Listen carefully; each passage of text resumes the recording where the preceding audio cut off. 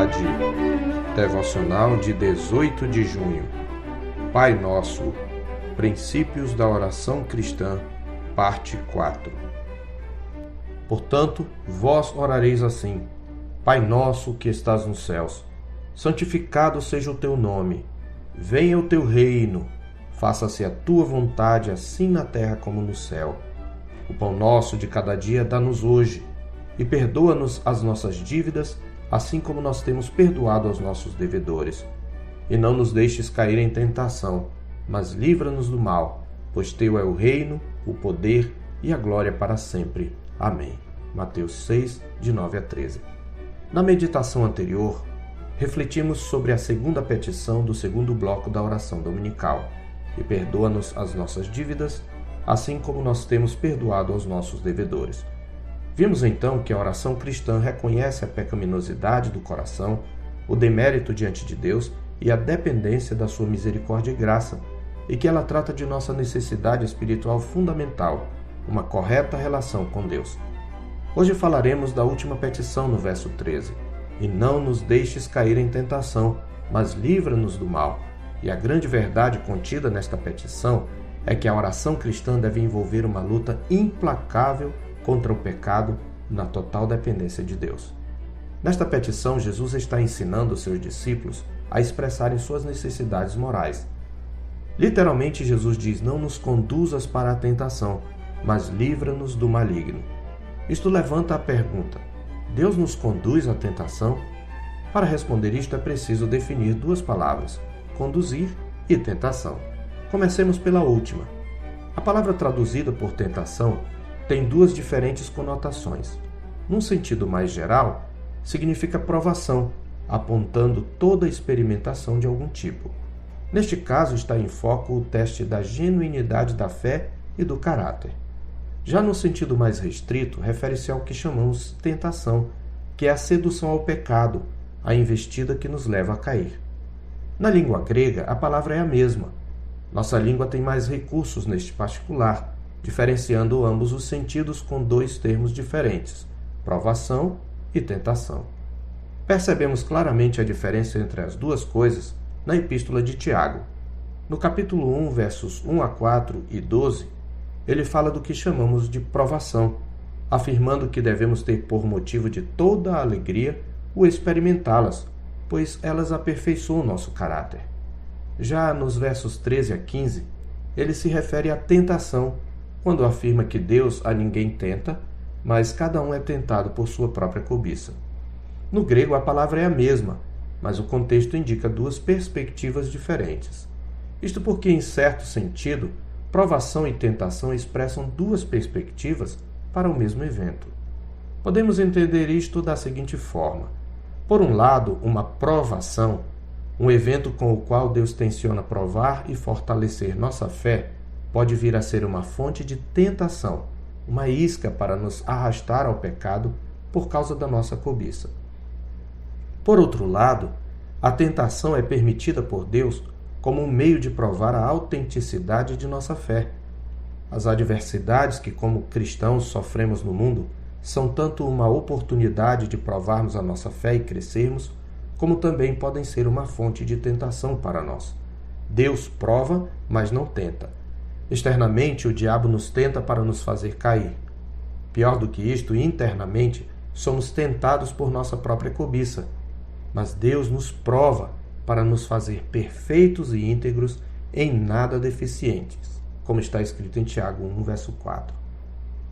Se, por exemplo, você é casado e alguém que não é o seu cônjuge tenta seduzi-lo, o que Deus quer ao permitir isto é lhe dar a oportunidade de demonstrar seu amor e sua fidelidade, e assim ser aprovado como um marido ou uma esposa fiel.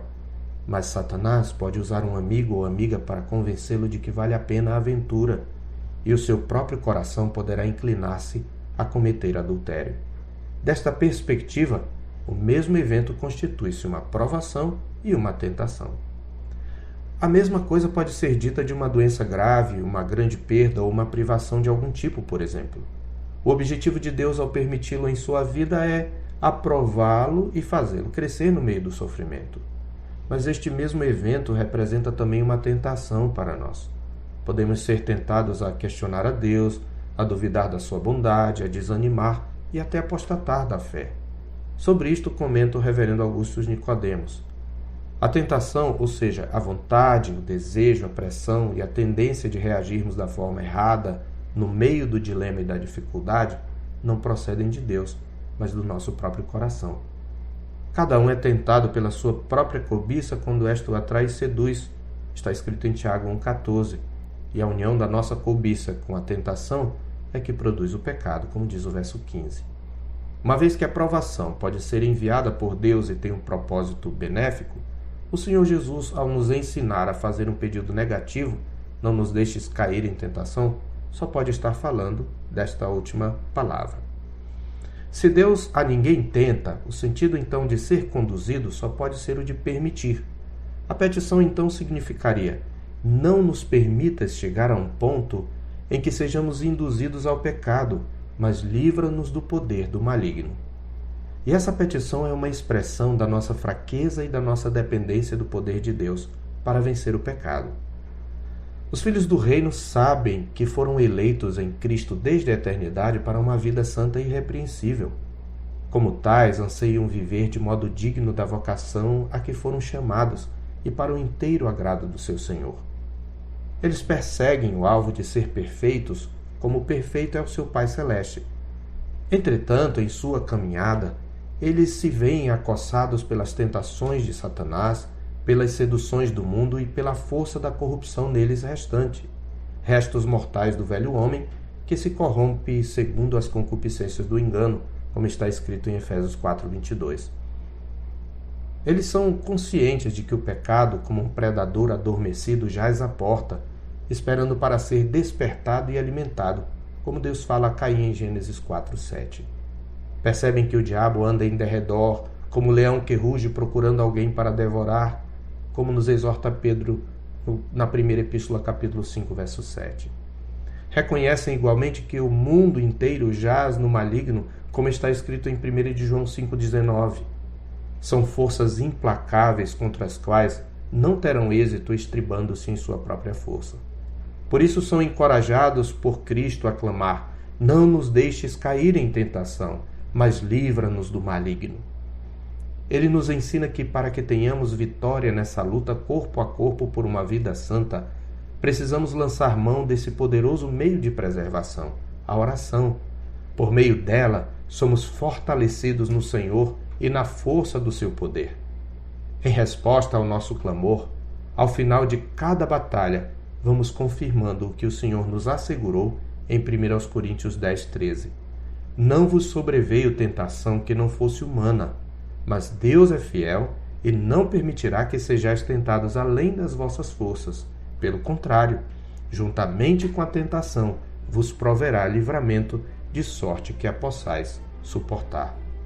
Eu sou o pastor Marcos Augusto, pastor da Terceira Igreja Presbiteriana de Boa Vista, em Roraima. Tenha um bom dia na paz do Senhor Jesus.